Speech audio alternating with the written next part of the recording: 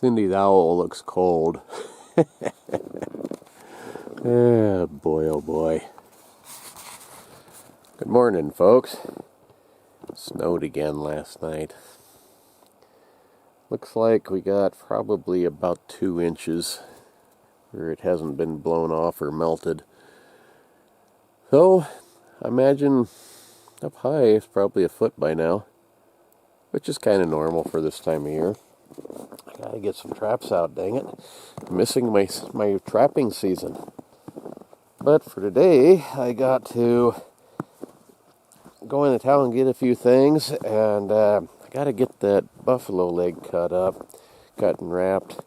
I think I'm gonna make a couple of roasts, or more than a couple probably, and some stew meat out of it probably. We can always, make it into something else after that. But anyhow, that is the plan. Yeah. Well, back home again. Took longer in town than I expected, but it seems like it always does. I know too many people and I get stuck talking to folks and trying to find different things, and anyway, it's already dang near 2 o'clock in the afternoon. Just got done with lunch, so that took, I don't know, an hour probably. But ain't every day you get to be butchering up a buffalo leg. So, I guess that's what I'm off to now.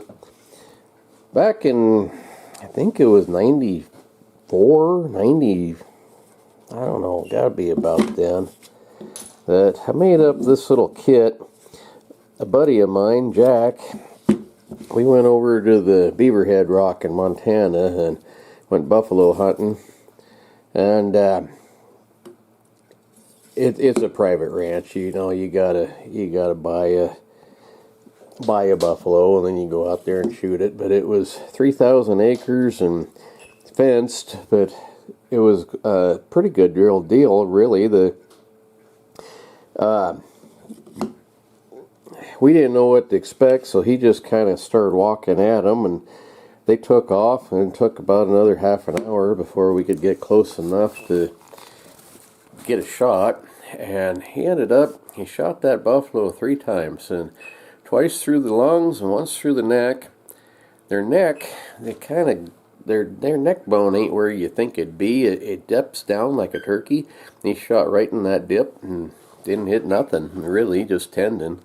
But one of his shots, it clipped off the top part of the heart, but it didn't get into any of the chambers. So that buffalo just stood there, didn't even look hurt. And Jack looked at me and he says, "What the heck happened?" And I said, "I seen hair fly," and I had a little telescope that I was looking through. It was kind of fun. It was a brass old timey one, and anyway, he hit right where he was supposed to. And then here comes the rancher bouncing up the hill with his pickup and drives up to us. He says, "What happened?" Jack says, "I don't know." He says, "I hit him 3 times and he's just standing there." And the guy says, "Oh, you got him then." And Jack says, "Well, should I shoot him again?" He says, "Only if you want to ruin meat." He says, "It's dead, it just don't know it yet." So we stood around talking and waiting, and it was pretty near half an hour before that thing started to wobble, and it finally tipped over. And anyway, Jack hired me, he told me, hired me to come as his buffalo skinner. And so that's why I made up this little set here. And kind of neat, it's just a chunk of fence rail I cut with grooves so I could put the knives in there, wrapped it with rawhide and a bunch of brass tacks, and put a carry grab strap on it. But anyhow, so we ended up skinning that thing and getting it into the truck and all that, and it was a fun deal. I mean, we didn't really know what to expect as far as being an actual hunt or not, but it turned out it was pretty good. But anyway, so I looked up. I told Jack that he had to pay me. He said, "I ain't paying you." And I said, "Yeah, I had looked it up back in, I forget when, the 1800s anyway, the heyday of the buffalo hunters. buffalo skinners got 25 cents per hide, so I made him pay me a quarter.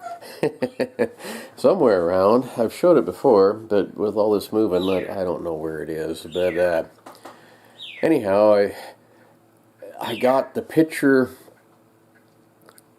of me standing next to that buffalo with that quarter stuck in the frame, and kind of fun. In fact, I got another picture I just come across the other day. I gotta go show you that one. It's out in the saloon.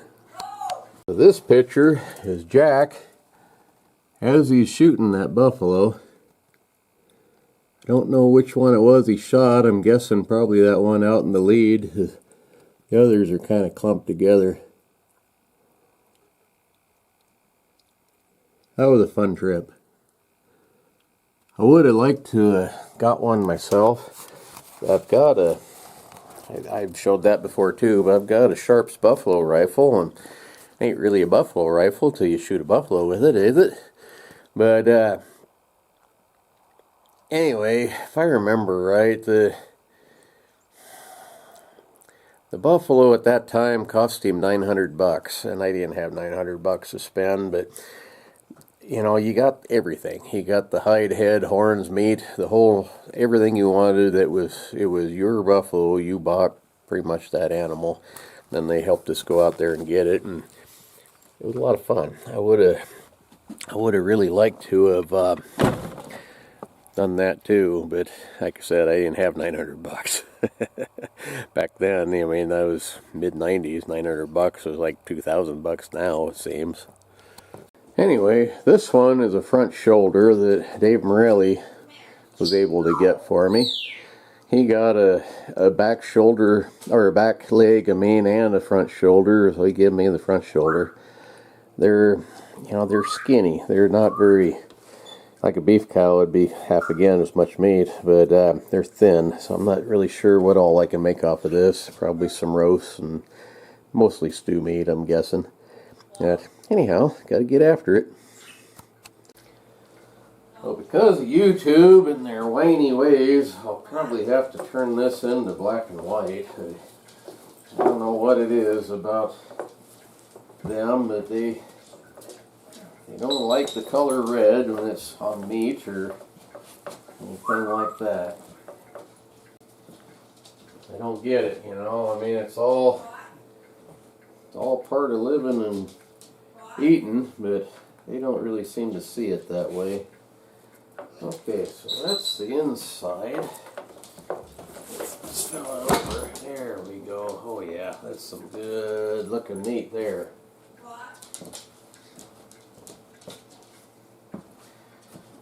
Look out, Dottie. So a shoulder blade, it'll come down roughly into here. Let's see, there's a good roast right there. Let's get that one off first. Like I say, I don't really know what I'm doing as far as being a butcher goes, but if it fits in a pan, it'll work.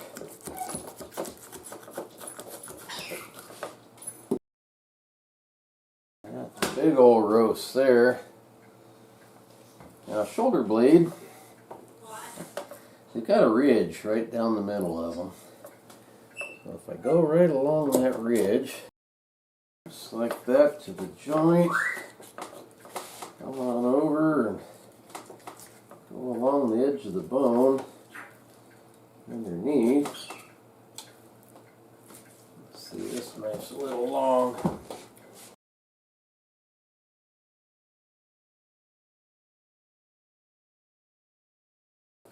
Cindy's down at Rags and Wags today. They got their big Christmas bazaar coming up. I think it starts tomorrow. Pretty sure it would, because today's Friday and Saturday I think's when they do it. And she's down there helping them price stuff and put things out on the shelf. So probably have to wait until she gets home to decide what we really want to make out of this roast, or that'll be a roast for sure. This section here, like I say, that's a pretty good chunk of meat right there. folded in half would make a dandy roast, but might even make two. Cut it off there and there, but anyway, I'm just gonna kind of bone this out, and she can kind of decide what she wants to do with it. This side over here, whoa, side over here is kind of the same way. It's, you just go along the edge of that fin that's on there. There we go. So that drops on down. Going to be a lot of little stuff that I can trim off of the bone and make stew out of it. Dave Morelli, he was going to make sausage out of most of his, which he makes some really good sausage. Morelli, it's Italian, and he's got that down pretty good.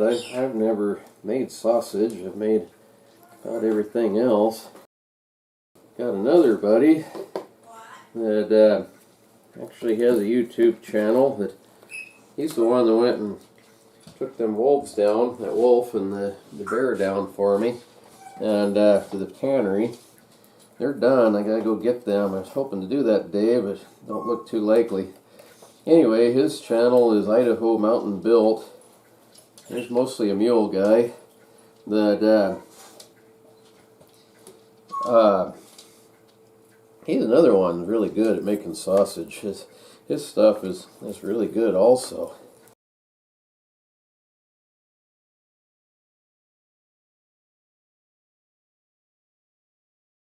Showbilly didn't live so far away. He'd love to have a bite of this.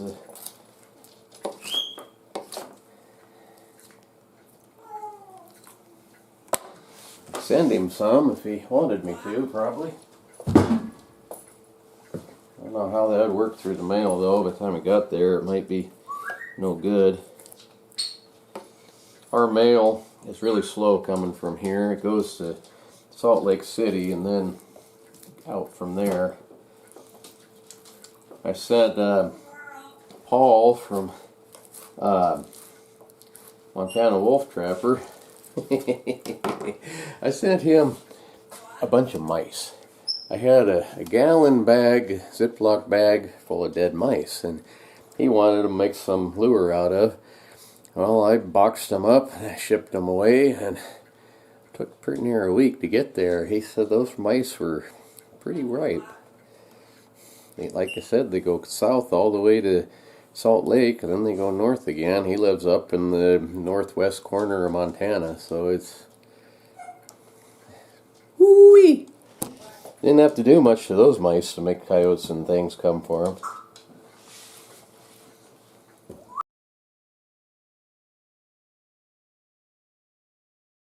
Just the same as cutting up a deer or an elk, it's just bigger, that's all.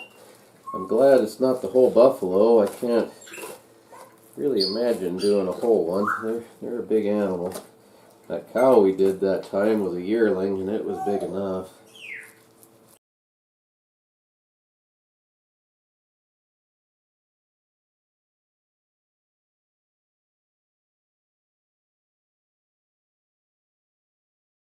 Like here, there's a lot of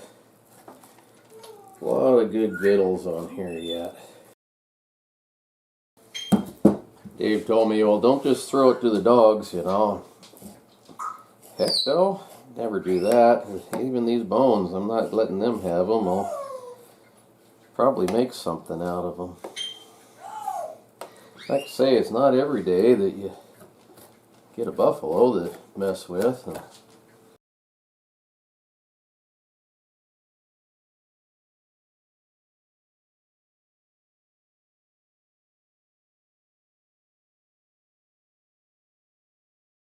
He had me cut the dew claws off. He wanted them for a rattle or something. I've seen things made out of just this and the hooves. I'm going to cut it off about here and give him this upper part. But that's kind of a little bit later on deal.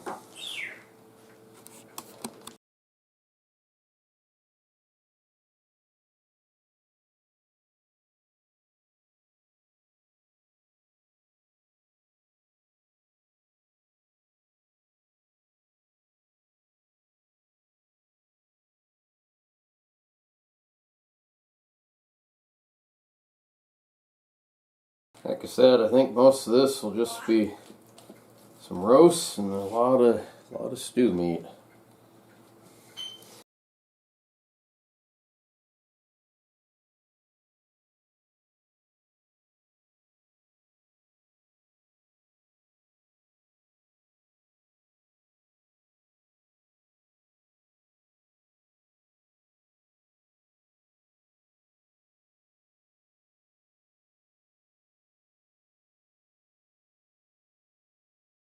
Somebody asked me, a couple of somebodies actually, asked me what buffalo tastes like, and it's very much like beef. The only difference is the meat is a little more coarse, and by that I mean it's not tough. It can be, but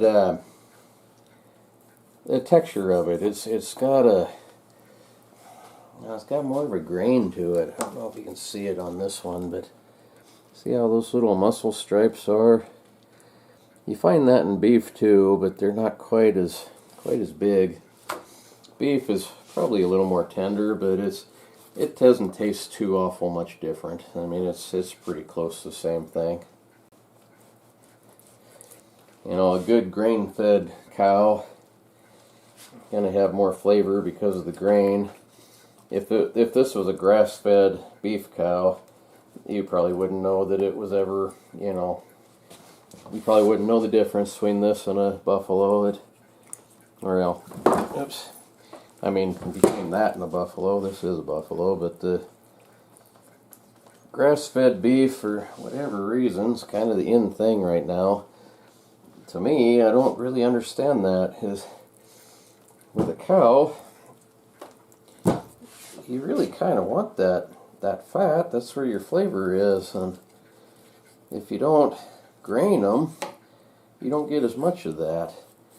Our cow, we've been giving it a bucket of grain every day here now for, I don't know, a week or two, and like I said, I showed you the other day, it doesn't take them very long. They really know what it is. They come running for it. You know, she's happy. Doesn't know that we're kind of plotting bad things for her, but she's happy right now. You know, and that's the thing too. People, especially vegetarians, they think that's just terrible. Well, first off, cows really don't make good pets. They're really hard to housebreak. But they, you know, they only really serve one purpose, unless you're to break them into an ox team or something like that. They're not a horse where you ride them or anything like that, although people have broke them to ride, but you generally don't with a cow. And you know, we like to try to make sure they have a good and happy life, and they don't understand, you know, what's coming or anything, so it's about as humane as it can be. You know, you want it to be fast and painless as possible, and it is. So it's always kind of a sad deal with Butcher Day comes, but like I said, that's what they're meant for. If people didn't need to eat, we wouldn't have to do that. Well, anyway, that's about all the damage I can probably do to that for now.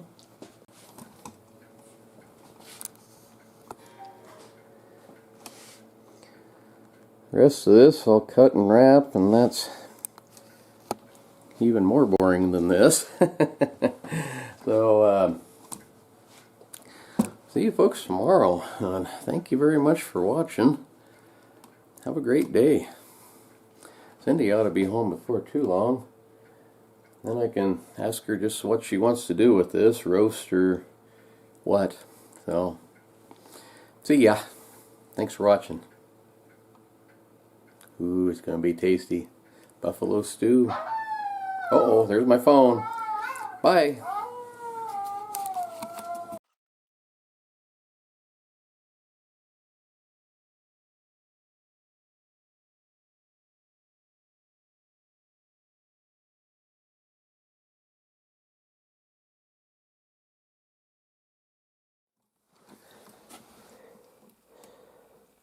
Pretty fair amount of meat off of just one shoulder.